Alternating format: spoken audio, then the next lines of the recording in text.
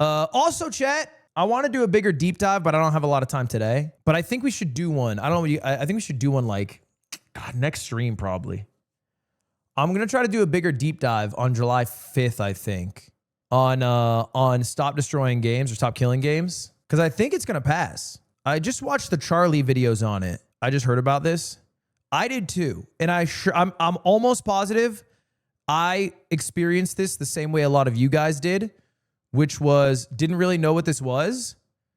Saw a bunch of people who were incredibly mad at Pirate Software, was like, why are people so mad at Pirate Software? Clicked it and then discovered the initiative. And then my outcome from it is, oh, well, this is a pretty good initiative. And the initiative has jumped from, I think, 500,000 signatures to 900,000 in just like a couple of weeks, if even. Can you give a TLDR about what it is? Yeah, basically it is, there's an ability to have the European Union discuss something if they're able to get 1 million residents of the European Union nations to sign something. And this specific initiative is to have publishers or developers, really, I guess, when they create games, force them to allow the game to keep existing after they're done with the game. So like if it's a live service game that requires a server to operate, allow the community or somebody to take over that live service game so it can continue to be played. So if you spend $60 on a game, your $60 is not like a rental that only lasts as long as the game's developers or publishers want it to last. Because, right now we're in an era where you can't buy a game anymore. Nobody's buying games. It's all becoming a little bit of a scam. We used to be able to just buy a game.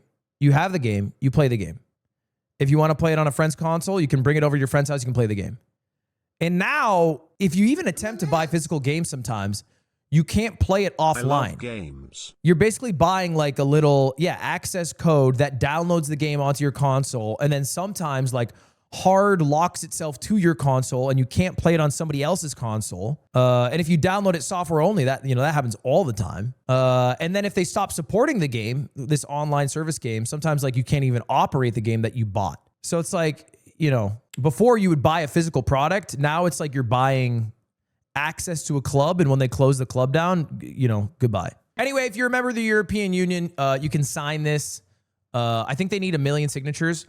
The really cool thing about Europe is they make actionable change based off of what the citizens of their union want, which I don't think happens in America. In America, they come up with a bill that nobody wants, and somehow it still passes.